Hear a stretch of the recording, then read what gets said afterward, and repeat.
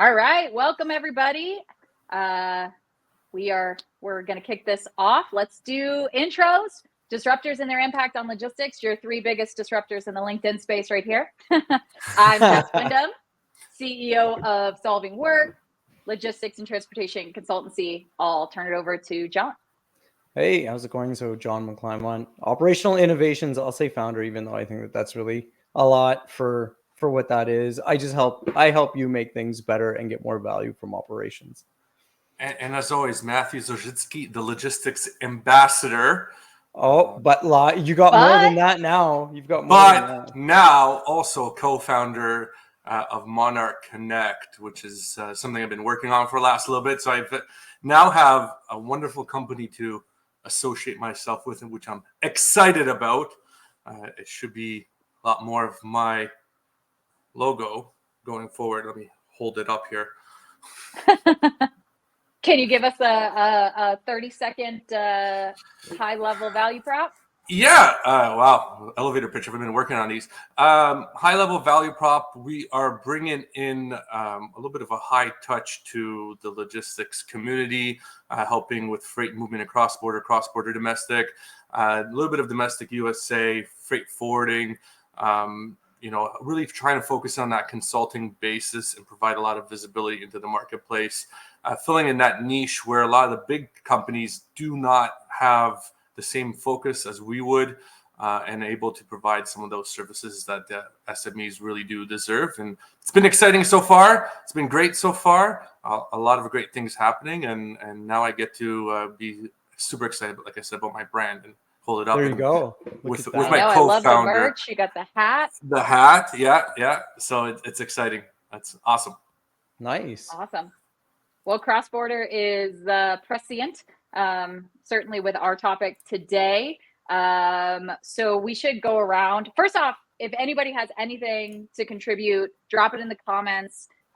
Questions, concerns, agree with us, disagree with us loudly in the comments. We'd love that. But I think before we talk about Temu and Shein, we should talk about how to say Temu and Shein. Shein and Temu. Yeah, because everybody wants to run around just being like, "Oh, it's Shein and Temu," but then those aren't technically right. I don't know. Is it like a tomato thing, or is it because it's a name? It's like, no, you have to do it the right way. I don't know. I feel like an idiot every time I say it because it doesn't sound right when I go Temu and Shein. But I don't want to sound like an idiot, right? Saying the wrong one. Yeah, but you actually feel like you're being like a little pretentious and like, oh, it's Shein. Yeah. And then like someone's looking at me being like, it's Shein, dude. And it's like, maybe. I don't think so, but whatever. So I got a quick little funny story off that, because in Ottawa, there's a building with the Loeb family owns, and I used to call it the Loeb family. And I used to get hammered on that pronunciation. They're like, it's a name. It's Loeb, the grocery store, Loeb? Yeah, Loeb. I used to call it Loeb, right? Oh, no. And then growing up, like IGA, my parents used to call it IGA, because it's, the Polish people, that we were like, IGA, we're going to the IGA grocery store. No, you didn't. It's IGA. So pronunciation... Oh, wow. Pronunciation matters. So okay, I agree. Jess researched it, so we're going to follow her position on this for sure. Fair enough. So it is Shein and Temu. All right. There you go. Well, aside from tripping us up pronunciationally, who are they? What are they doing? Anybody got? I did some high level comparison because I have been lumping them together, and they're pretty different. They're very different. Yeah. Yeah. Do you want to elaborate? Yeah, I mean, really simple, right? You have two very large, let's call them, at least where people see the commonality, is Asian and China-based retailers or merchants, right? But Shein is really a first-party seller, right? They sort of make and manufacture and sell their own product, and Shein is essentially a marketplace, right? They full of third-party sellers, and they just basically facilitate deliveries, right? They're not really making their own product. So I'd say that's probably just really simply the easiest way to cut them apart. Yeah, Temu, third party, Shein, making their own products. Yes. And as we're chatting, we're gonna all be commenting in it to have kind of more engagement, a little bit of visibility. So you'll see some of my comments like who is Team Temu and Shein, and that's just us talking about it in that current moment. So it's gonna be exciting. I was also surprised. So Shein has been around for a long time. Like they started out as a wedding dress seller like 20 years ago. In their current iteration, they've been around for like 12 years, whereas Temu has been around for like 2 years. And Temu, in like their first 8 months, and this is COVID fueled, obviously, but they hit the same number, almost the same number of subscribers that Amazon has active on their platform in 8 months. Which of course Amazon took 20 years to do, and it way surpassed what Shein was doing, which I thought was but interesting. Different marketplace.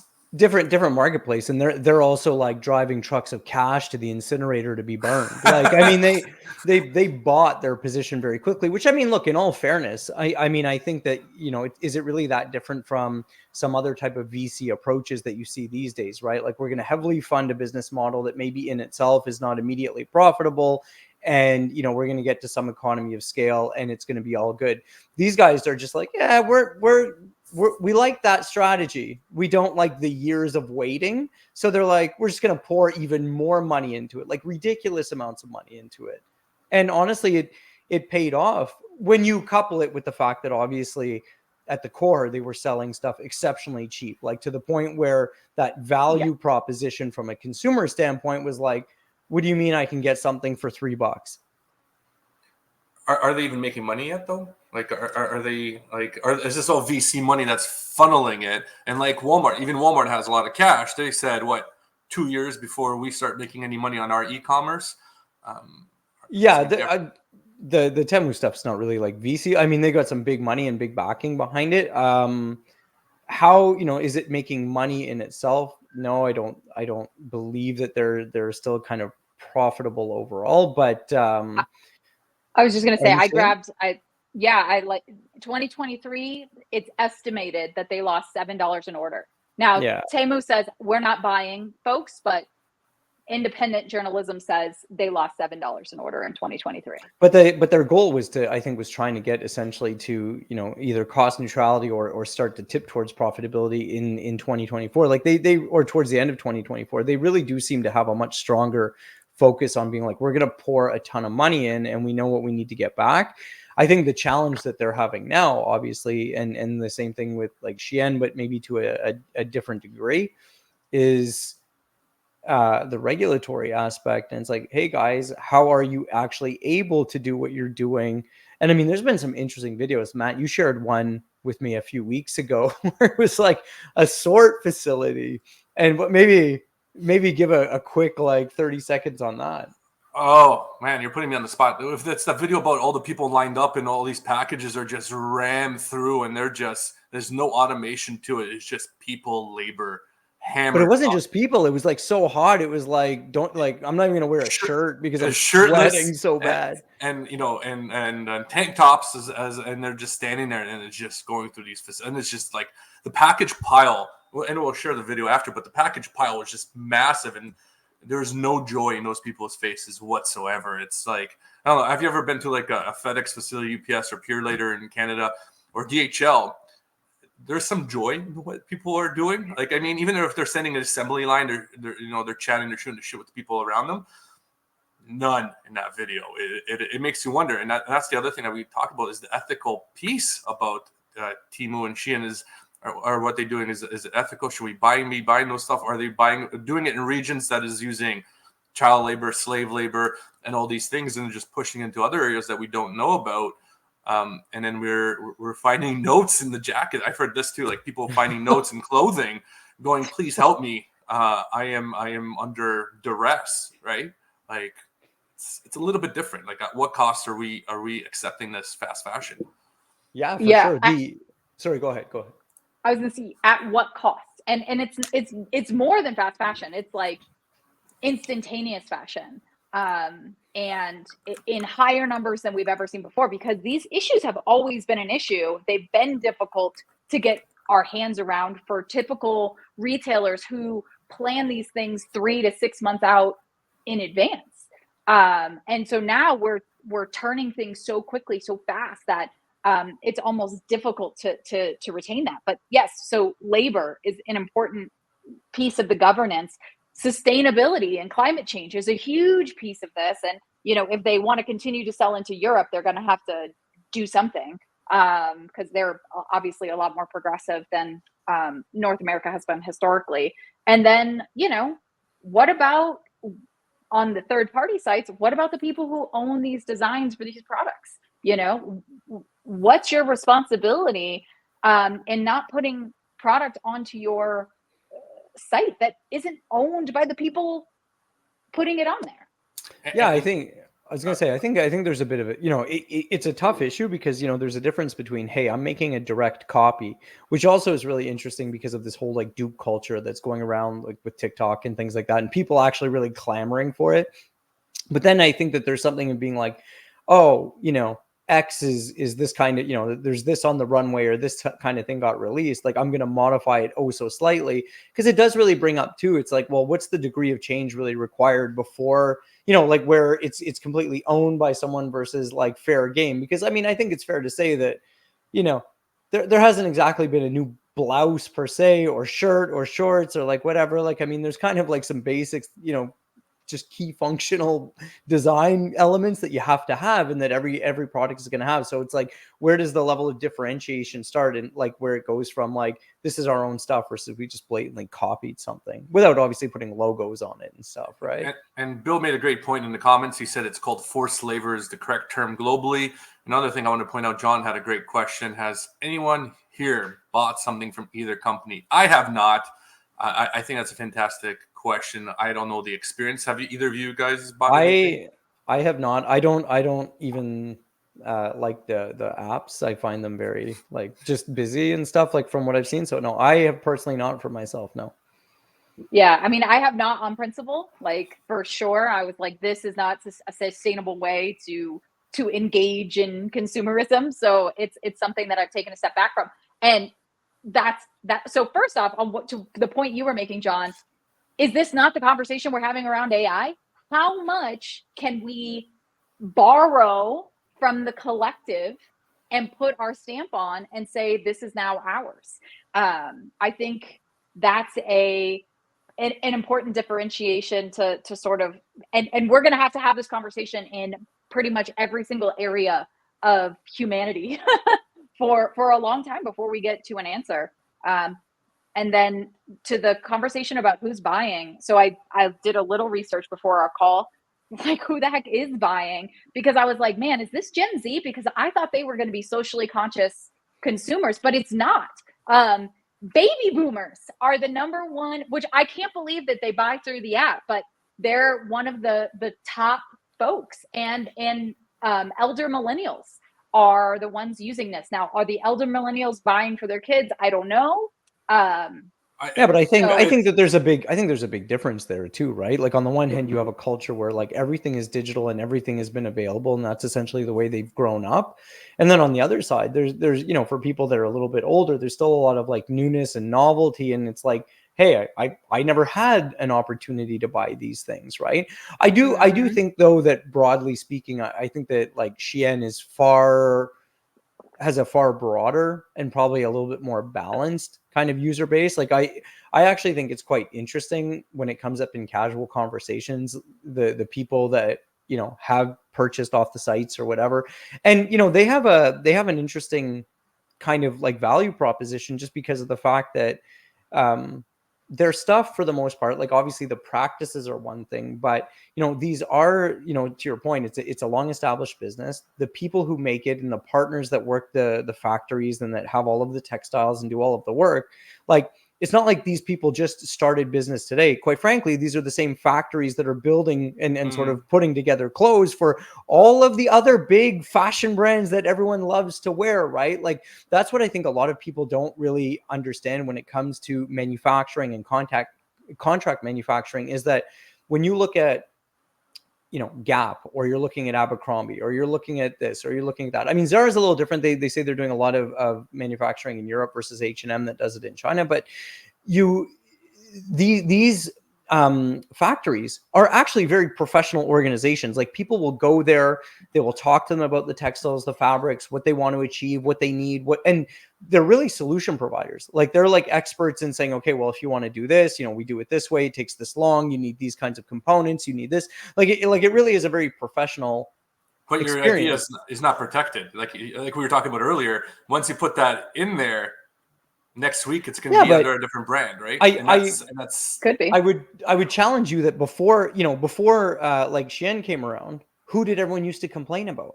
It would be like an H&M or like a Zara, right? Because their like sort of road to market was significantly reduced. Like everybody else used to be 6 months out, and these guys were 6 weeks, right? Like they had a much faster cycle, and people were saying very similar things about them getting inspired very quickly by runway looks and getting it into full production and having it in the stores pretty much faster than anyone else can.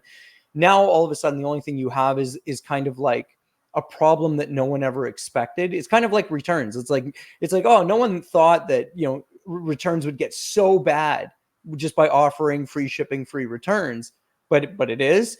And it's like, well, no one thought someone could make 3,000 new SKUs a day, but they are. So it kind of just really changes like the dynamic in the sense of like, it's the same problem. It's just wildly accelerated. Well, I think so. Go ahead, Matt. I was going to say, first of all, Cynthia already said she's no way buying any of that. So I think there's a lot of sentiment across that. But I was going to say one thing, John, that you and I touched upon a few weeks ago when we talked about this topic, was that it's also the upper middle class, a lot of it that is buying. It's not just like, you'd think it's another demographic that's buying it, because it's a lot cheaper. You can get, but it's not. It's these people who are using this as I'm buying it. I don't need it. It's junk. I'll use it for 30 seconds and I'm just chucking it. But are you guys like, everyone seems like so surprised by that. Like everyone kind of expects that like, oh, because it's like cheap, it's going to be people that maybe have a little bit more financial hardship that are going to go for it. But, in reality, someone that can buy with a certain degree of uncertainty, right? I don't know the quality. I don't know the fit. I don't know the manufacturer. Who is that really going to be? It's going to be someone who can take more risk. Someone who, if they get quote unquote burned or it becomes a loss, isn't really going to be put out. If you're in a position, financially where you're very strapped and limited, I think you're probably a little bit more risk averse to just randomly buying whatever, because it's like, hey, I've got X dollars I'm going to spend. And it's like, do I want to, like, this looks really great, but if it turns out to be a disaster, I'm kind of not in a great spot, versus someone who's like, it's either this or like the next mojito or something like that. You know what I mean? That's a great point. And I would almost wonder, does that mean in lower socioeconomic brackets, do those folks shop brick and mortar more than online? To your very point, that'd be an interesting thing to research and take away. So I want to get into it. I want to get into what are they disrupting? Because, we were talking a little bit about this before.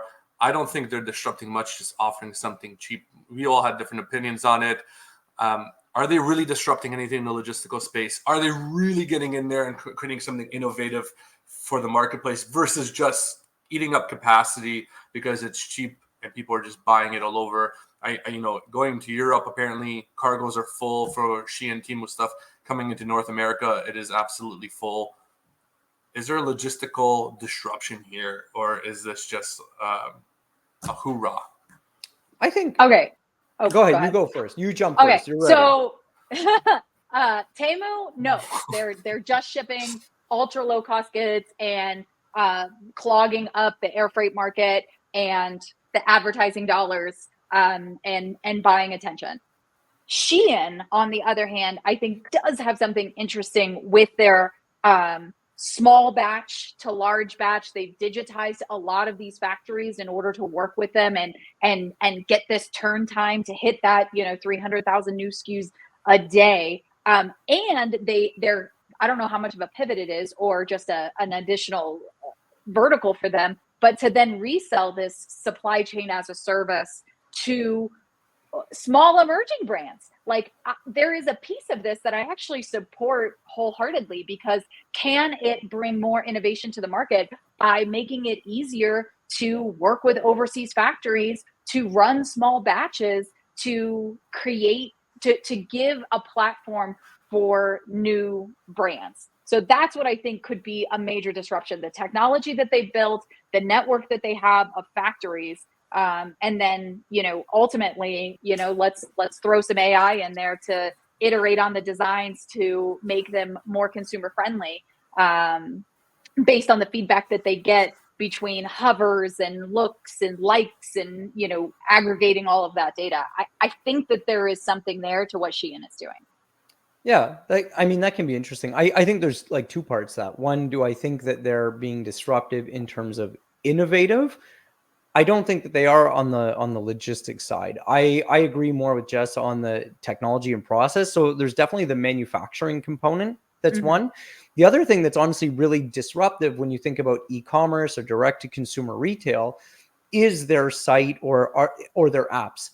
Honestly, high gamification, like lots of random offers, like a lot of like, I don't want to say bait and switch, but being like, add 6 items and get free shipping. You took those 2 away. Oh, now you pay for shipping. You're one thing away from. So I actually think that from a shopping experience, whether you actually enjoy it or not, I would say that there's some innovation and disruption happening there, because it's going to train people to, like, it's going to change consumer expectations and behavior in the sense of being like, no, there should be some secret ways I can fill my cart. Like there should be some way, like I actually do think that gamification of the cart is interesting.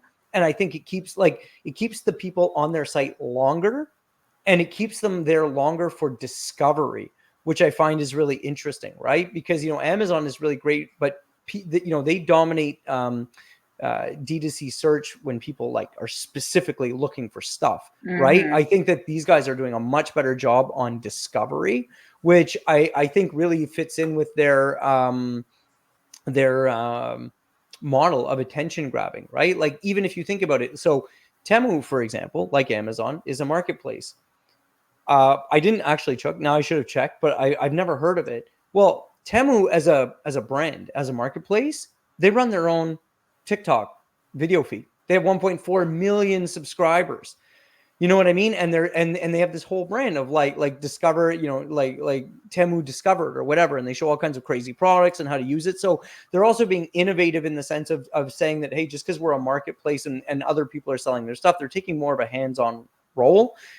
So that's where I see innovation. I agree with you on your side on the logistics point. I don't think they're being very innovative, but they are being very destructive and sort of disruptive on things like capacity and pricing and whatever, because they're going to put more pressure on, because the domestic retailers, like these guys are paying $15 to FedEx or to USPS or UPS or whoever it is to deliver these e-com packages, and like Temu's like, yeah, you're going to get like $2. Yeah, $3, John just had a question. So is this the ultimate A/B testing opportunity? Oh, that's interesting. Temu has this like active, engaged audience who are just like, yeah, I'll tell you whether or not this works better than that, than this, and then that, and this demographic, and if that person lives within 50 miles of a Tesco or what, it's kind of an amazing amount of data. And isn't that the thing? Like maybe we don't have the end game on their disruption because, well, I don't know if it would disrupt logistics more than e-commerce in general, but like eventually selling back this data, this information that they've gleaned from all of this testing that they can be doing with this captive audience who is there willingly. It's kind of a wild idea. Well, here's logistically, they are disrupting an idea of everything has to be fast shipping and you have to offer returns. I don't know what the return policy is for Shein and Temu, but I got to imagine it's no returns. No, there's returns. They have returns, but it's a screwed up process. Because remember last time John and I were talking about it, and I looked into it, and that is like the biggest complaint in their whole ecosystem is the returns. Right. And no wonder, because they're losing $7 on the return. They're going to lose so much more. Like, yeah. Why even bother returning it? Just giving they don't the money. Though. I mean, their typical policy is starting to be just refund and keep, refund and destroy, right? For the most part. Yeah. You eventually get people abusing that system, right? So you're gonna have people just all the time returning, because they know they can get it for free. Yeah, That's what used to happen with Wayfair. I don't know if you guys remember, Wayfair was like that at the very beginning, because when they didn't have the return policy figured out, you'd order a couch and you call in and you'd be like, hey man, this couch has a scratch on it. And they'll be like, send a picture. And be like, oh yeah, you can keep it. We'll send you a new one. And you're like, oh, okay. Furnish your home. So how did you furnish your house? No. Well, a lot of people did in the beginning. I don't know. At least that was a common thing that I remember when it first came out and everybody was trying it. My thing is I bought a desk and I thought I was going to do that. And they're like, no, could you pack it back up and send it? I was like, damn it. I thought, forget about it. Never mind. I'll deal with the scratch. Yeah. I don't know. I mean, I think that, you know, a lot of that stuff is going to get, as bad as it sounds from a customer experience point, that's where, you know, probably a little bit more cumbersome of a return policy. It will help gate that a little bit, because if you made it super easy, just go in the app and click the easy button to get a full return, you probably would get a lot more abuse. But if it's kind of a little bit more of a multi-step thing, people are honestly, they're just gonna look at like sort of the ROI and be like, do I really need to go through all this? It's $4, $5, $6. Like, you know what I mean? Even for me personally, I return very, very little on Amazon. Like if it's a pain to return stuff on Amazon. I don't really love it. And like, unless it's just something that's, you know, decently more expensive or whatever, if there's a certain threshold, like $20 or less or whatever it was, it's like, you know, maybe you just kind of let it, you know, it really has to be kind of bothering you to do the return. So if they're not disrupting the logistics space in an innovative way, is there someone out there that is doing a better job? You know, I thought Shopify was going to be that one, but they kind of dropped that whole logistics piece on it. They had a cool app for a long time that you could aggregate a lot of your tracing, and I thought it was really innovative at the time, and it kind of disappeared. And now Flexport has obviously acquired all that information, but they're not doing well with it. And I know it's a hot topic on Flexport. Every time you mention Ryan, for you, it's a hot no. I just report the news. It's hot for the press, but it's definitely a hot topic that everybody wants to talk about because, you know, where's the innovation coming from? And I don't think it's Flexport. A lot of people don't think it's Flexport. So where does it come from? Amazon is becoming a lumbering beast. They can't innovate as quickly as they're growing, and they're having problems of trying to fix everything they've created already. So they're going kind of moving backwards that way. And, you know, Best Buy Marketplace is not the best, you know, place. Walmart Marketplace is starting to get traction, but 2 years before they make money. So who's really going to be the innovator in this space on the supply chain perspective is what I'm wondering. Well, I guess even before you stand there is like, what do you consider innovative, right? Like, I mean, for a lot of this stuff, and, you know, I've been writing a lot about it in the last, like, you know, let's call it 10 days, 2 weeks or whatever. You're getting a really strong resurgence of, you know, cost focused, you know, cost reductions, cost optimization, you know, reducing spends, from all of these massive retailers, no matter who they are, right? And that's really continuing because to your point about innovation and about doing something differently is that it's most likely going to be more expensive than what you're doing today.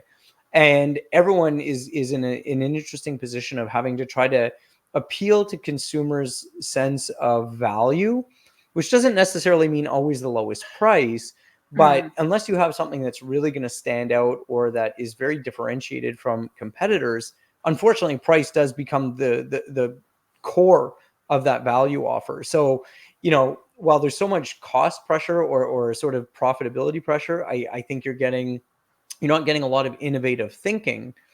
So I guess that's my broad speaking. Is like, what would you even consider innovation? Like, what would actually make you go like, oh wow, that's cool, or that's interesting, or whatever? Like the Costco idea I set out this week of, you know, Costco group buying it within an area, so you can get Costco delivery within the same day. But even that's not necessarily new. There's like there's probably more than one, but the one that catches my attention, there's a group in Australia called Mateship. They kind of do this exact thing. They have all of these retailers that are like on their platform, and when someone buys something in a building, let's say, or like in a neighborhood, it actually sends out like a notification to people then within that geography, like that building or maybe a couple of neighbors or whatever it is, and it starts being like, hey, someone just bought, so who wants in on the free shipping? That's fantastic. I love that. I've never even heard of that. I think it's something that is innovative. I think it's a killer idea, actually, for sure. but you still get into this interesting thing of like, yeah, it should drop shipping and things like that, and it should, if it can drive the right kind of traffic, for sure. The only, I would say, problem, and it's not a problem with the offer, but it's like you have to have either a lot of retailers that are getting it onboarded, or at minimum, it really has to come from the same place. Because even if like I'm going to Dave's house and Dave just bought this like shirt or whatever, if that next order isn't like in the same location or the same source inventory org, it doesn't immediately become cheaper to facilitate the next order. Yeah. I think the consumer is the next frontier of innovation, and maybe it's going back to the basics and doing some more foundational things. When I was at Home Delivery World last week, I went to a return seminar, and it had the founders of return.com, and they're building out a consumer-centric returns platform. So you track everything, you can see all of the stuff you bought, all of the different dates and the return policies, chatbots that, chat to Amazon and do the return for you. So all you have to do is, wait, and you're going to have a donation opportunity, or you're going to have a return opportunity. And it was sort of interesting. And for me, I was like, oh man, this is going to make it easier for returns. But the metrics are fairly clear on what happens with that lifetime value of the customer when you have a good return experience that goes up considerably, which just circles us back to brand, right? Like, you have got to, as an e-commerce brand, you have got to create that relationship with your user. Like, I'm a different kind of e-commerce user, like you guys probably are, because you know how expensive it is for these brands to do the things, right? Like, I understand that there is a cost. There's a human cost, there's a labor cost, right?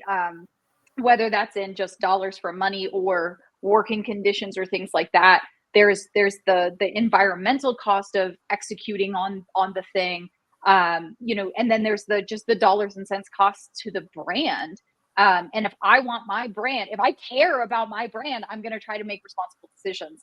And I think that's that next frontier of e-commerce is that marketing. Ever since Don Draper, the marketing has become the thing. And even before then, we would buy things from people we literally knew, before, mass manufacturing. So like, it's really a circle back to the beginning on that relationship piece and that consumer like engagement piece, which again is obviously more and more difficult because you've got Temu gamifying the app and spending all the money on the on the advertising. $3 billion this year it's forecasted that they're going to spend on advertising. I'm so eager to jump in before John jumps in, because I want to get in there, because I can see him holding a thought back. So I'm like, I gotta jump in.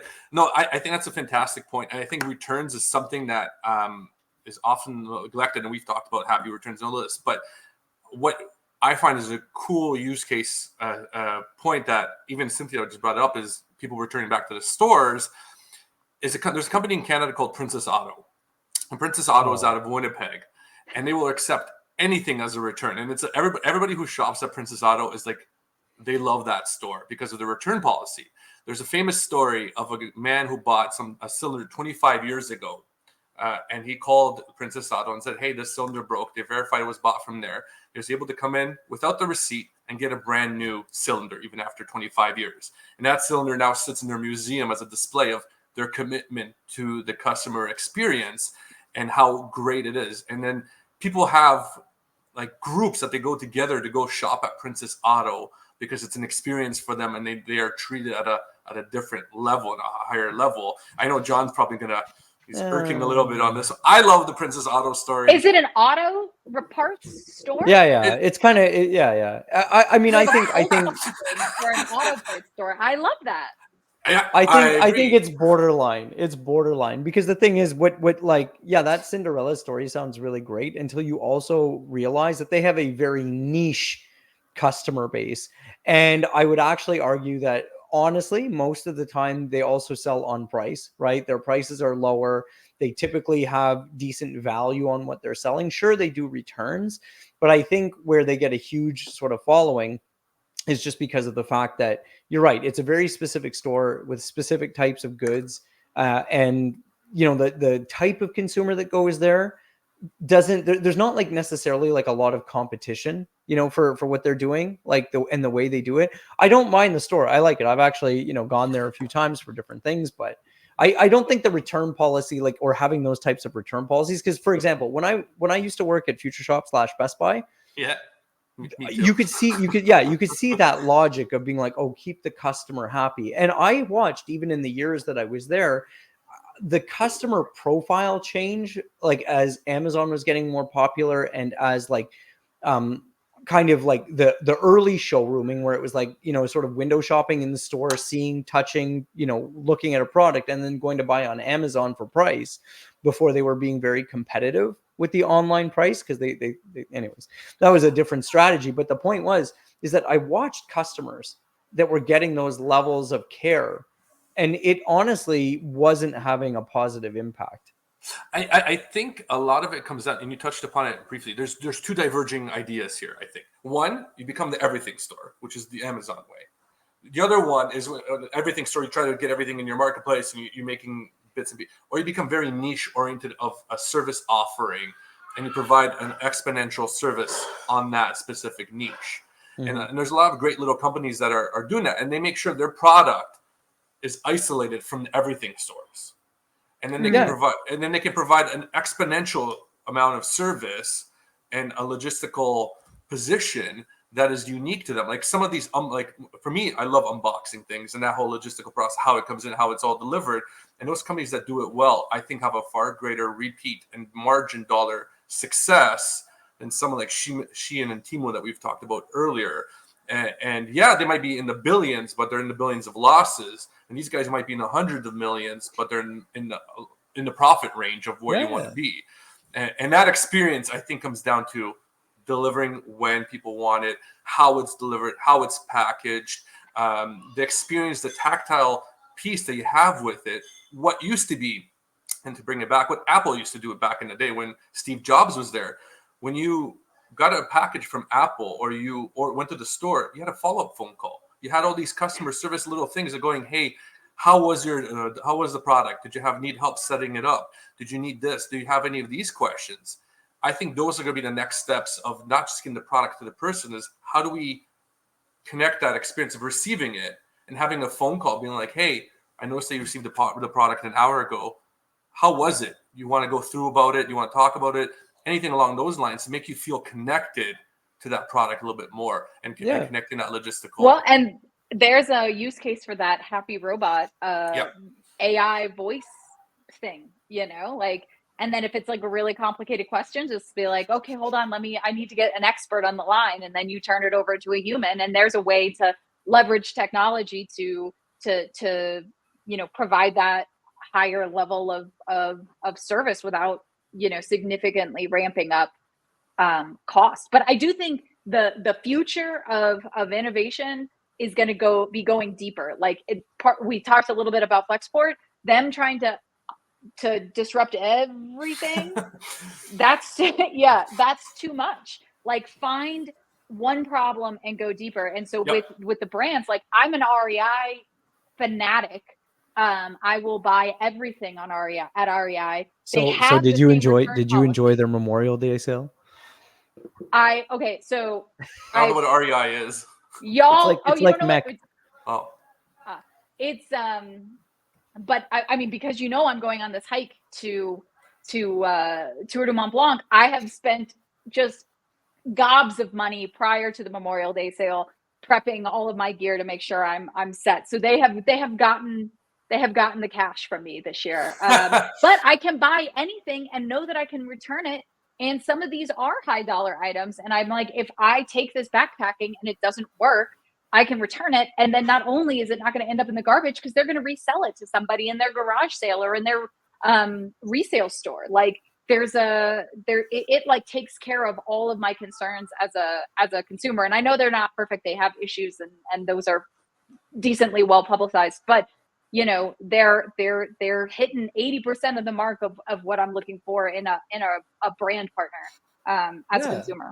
No, for sure. So let's see if we can help everyone watching. And what would you guys actually say? Like, can you name one thing that you might actually be impressed by or think would be an innovative way to see something? You mentioned the Costco thing. So just what about you? What would be something that like from a logistics side, especially, that you would be impressed by the execution and the innovation of the experience? I don't have a specific, like, they should do this, but I think the area most ripe with opportunity is returns. There is something that can be done and should be done and will be done. And I'm sure, like, this is, if I had VC money, I would be pushing it in this direction. The returns problem is $1 billion situation. And there's got to be some more simple, holistic end-to-end solutions in this space that can be next. And I think that that's the place where we're going to see that next bit of evolution. For me, I think it's when someone can nail down the delivery at a specific time and date. Oh, so yes. For me, it's like I forget dates all the time, but when I remember, like, I want to buy something for the wife for her birthday, and I want to buy it today. There's a sale on for it. I don't want to see it until that date. So I have it taken care of. I check it off. It delivers on the date at a specific time. I have it 6 months in advance. That is, for me, the ultimate, like, I will buy from any company that does that, because it takes away so many headaches. Because you can set up your Christmas gifts today for all your customers. You can do so many different things. Oh, so you want to bring back layaway? Almost. I guess, layaway's a little bit different. It's a little, because you're paying for the whole amount today. Yeah, you just want to store it. And I want to store it, right? Yeah, I agree with you on the buy. I mean, the longer term, I think, becomes challenging, but I definitely think that more companies need to be like, hey, it's Monday, I don't actually want it, or I'm out of town, or I happen to be traveling, or I happen to be this, and I'm thinking about it, so I want to get it done. I definitely think there's an opportunity and a huge need for, like, I want it Friday or Saturday or next Monday or something like that, as opposed to just like the second you hit buy, it goes, through the machine, and it's usually 1 or 2 days. Or an in-transit delivery. Like, if you're out traveling and you need something because you forgot it at home, and you're like, hey, I'm going to be in New York City on a Friday at 2:00. I need this product there. It delivers you at the hotel. You check in, you're like, yeah, your package is here. It's ready for you. It's set up the way you want it, because you're only there for a specific time and you're rolling on through.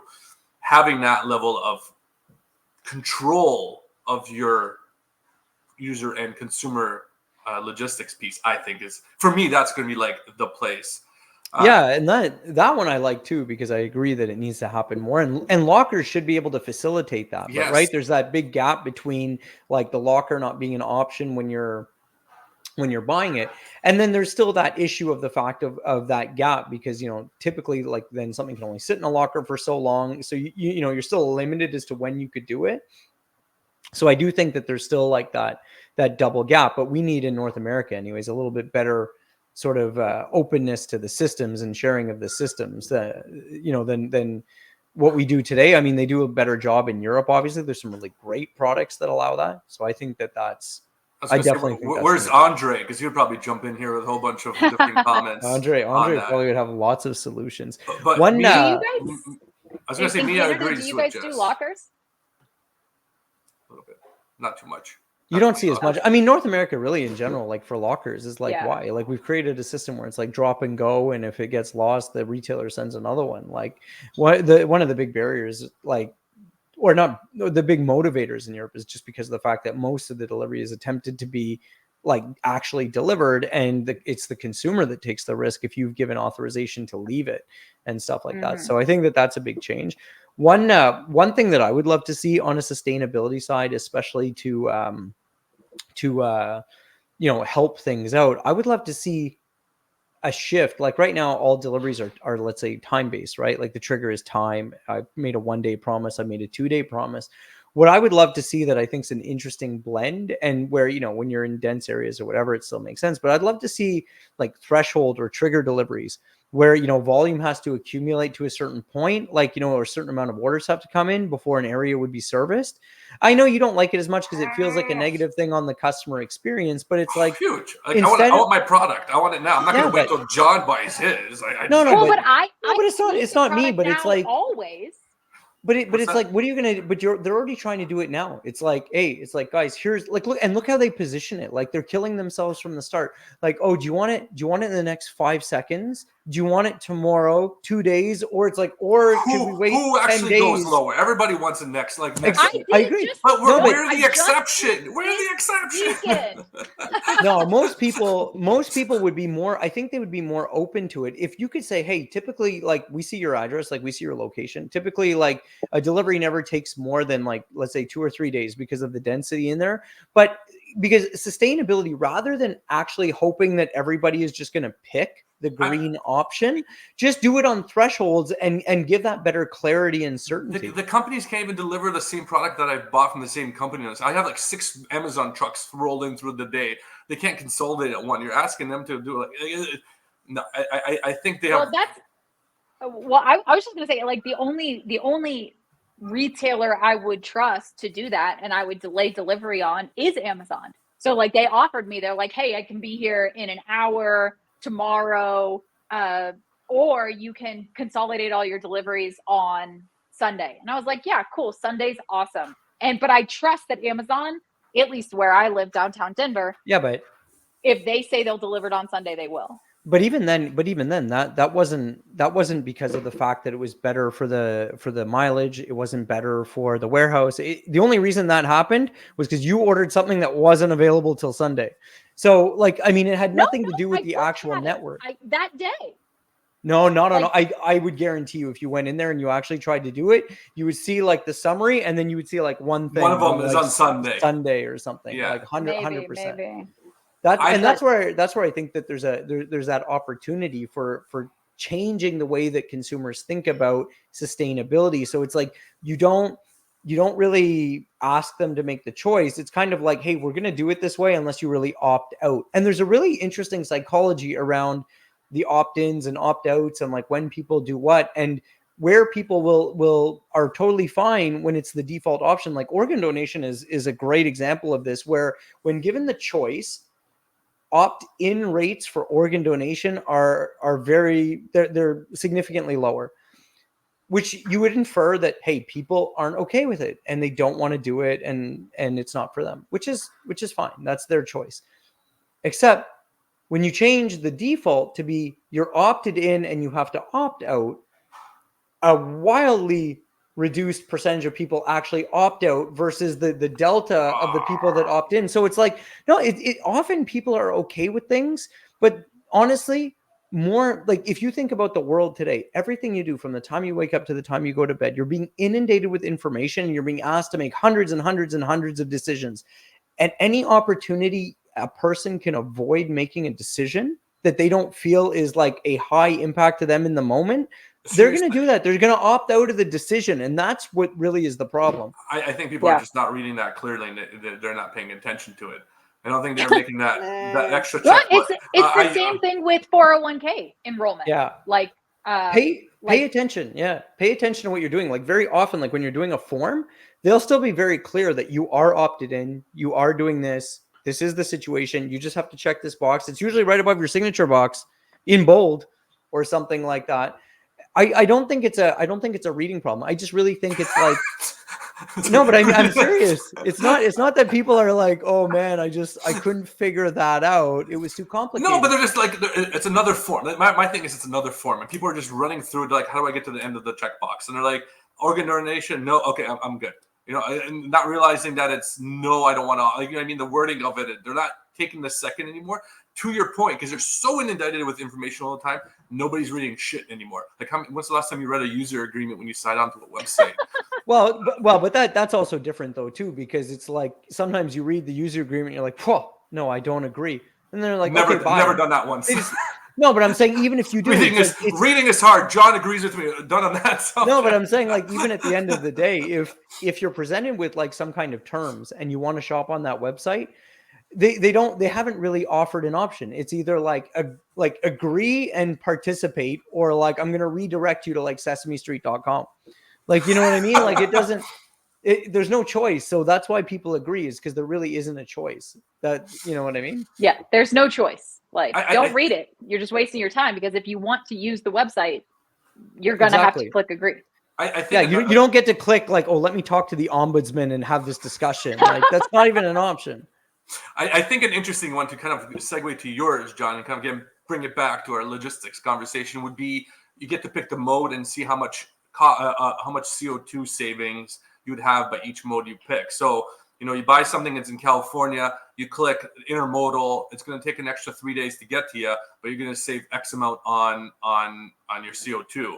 Or if you need a next day, knowing that you're going to be burning a hell of a lot more CO2, if you're okay with that, and make that conscious, visible difference. Or like if you're in dense Colorado, or if you're in Colorado, I want to deliver it on a bike today. I want to be saving that aspect of it, right?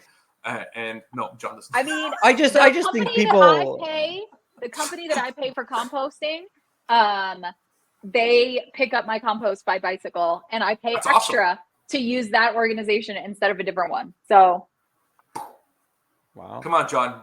Come on. Get in there. I just think that, like, I agree that that's interesting. I just think that when you're putting that much onus on people and hoping that you're going to get that many people with subjective perspectives making a similar decision, you're just asking for, you're probably asking for a lot of differentiation and probably like that's a very principled position, right? And to bet on everyone being that principled is less likely, in my opinion, than just being like, no, I'm going to design a better system that I think is better or is more sustainable or is healthier.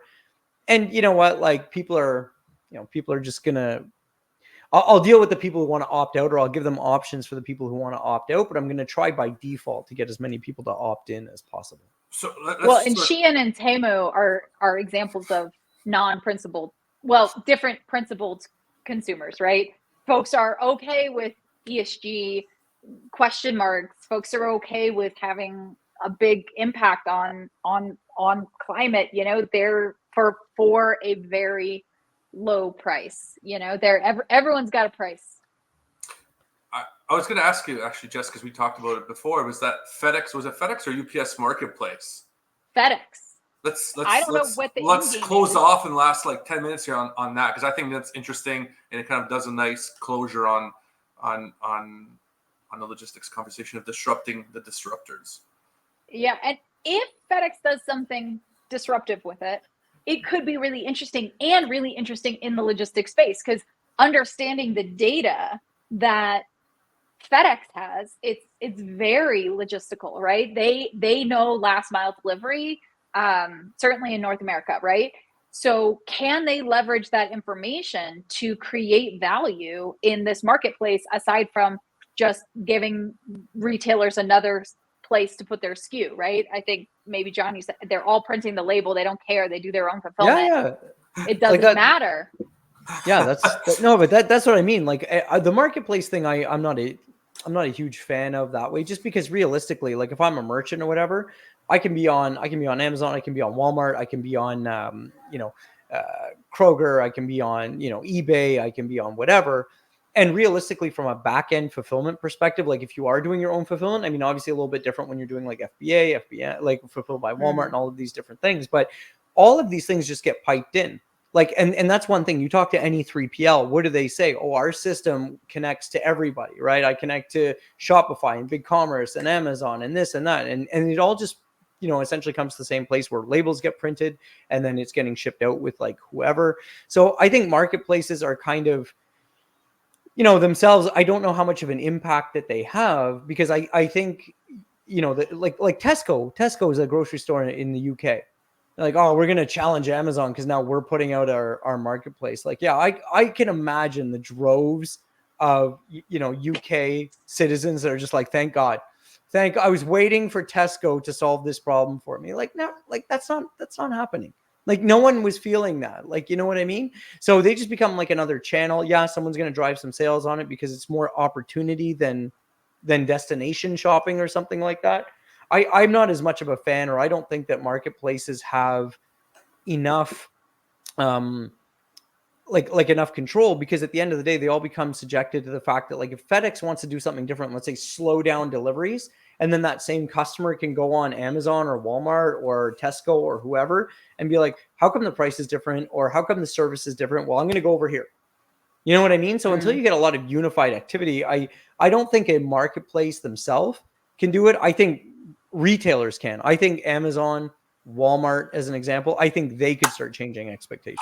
I think, and I'm going to throw a wrench into this whole piece. I think what we haven't seen, and I hope to see, is someone like TikTok, Facebook, Google, with their analytics of people's personalities, whereabouts, and everything, come into this logistical space and provide a way to create a marketplace on that aspect. Because nobody has more data than those guys.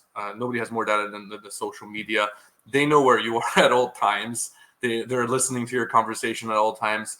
We haven't. They know who you're going to marry already. They know who you're going to marry already, or the type of person within your proximity. No, right? They know who. They figured it out. But you know what I mean? That's the next frontier. The matchmaking of product to person to logistical services. I think those are the ones that we haven't seen, and you've heard a little bit of grumblings. Like Apple kind of went to the wayside because they don't have as much data. They're losing that front. They've lost so much money with their Apple Car, and now they're trying to figure out something different. But I still think Google, Facebook, and TikTok have a position to play here. What do you guys think? Well, TikTok's trying. Sure. You know, they're out there marketplacing. Now they have a lot of regulatory uncertainty, like with what's going to happen if they get banned in the US. Like, I don't know, that heated up for a while and it's been quiet for a little bit. I'm not actually sure where that is. They're fighting it. They're just fighting it. I am a social media user. I actually really love social media. And if I'm on Instagram, because I don't TikTok because I'm middle-aged, but like I would love, like, give me the links to these products. The problem is that they're all linked to fast fashion on Amazon or Temu or Shein, and that's not something that I do. But if it linked to a brand that I could support, I'd be like, yeah. Or here's like 6 different products from 6 different companies that look like this one. Pick from, high luxury to fast fashion. Pick your product. That would. People might like that. I'm always like, show me this exact thing. Oh, John's not convinced. He's got he doesn't have. Oh, we didn't do this for. No. I think TikTok for sure is dangerous, like with their data and stuff like that. Not so much. I think the dangerous thing about TikTok, like in the sense of disruption or innovation, isn't because of they have so much data. It's gross. That's why, like, the governments are starting to be like, guys. Yeah, they're like, guys, we need to have a chat about what's being recorded here. No, but what they have actually that nobody else has is, for the first time, you're actually going to get brands or platforms, whichever way you want to think about it. They're going to have far more control in really shaping demand in a way that a customer doesn't have any perception of, right? Because if you're watching TV in a traditional sense and you're sitting in front of the screen and you're getting bombarded by ads, you kind of have this sense that you're being sold to, right? Like you get that. When you're scrolling TikTok endlessly and the algorithm is just very strategically dropping the right kind of videos in that For You feed, and you don't really realize that you're actually getting subjected to highly customized advertising in some ways, that's a very different world than just being like, oh, here's this, like, water gun commercial again, like, not, 7th time today. Like it's very, very different, especially then too, when you have so many influencers and so many different people that could be then getting in on the same types of product.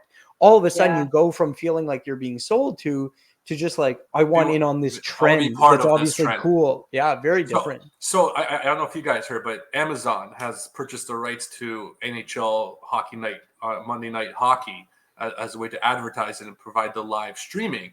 I am guessing a lot of these different channels are getting into these live sports to be able to be like, hey, I saw the hockey jersey, click on it, you can buy it right now, and make it part of that experience. As you're watching something, your eyesight goes to it because they will be able to follow your eyesights in the future. Be like, oh, you like that player.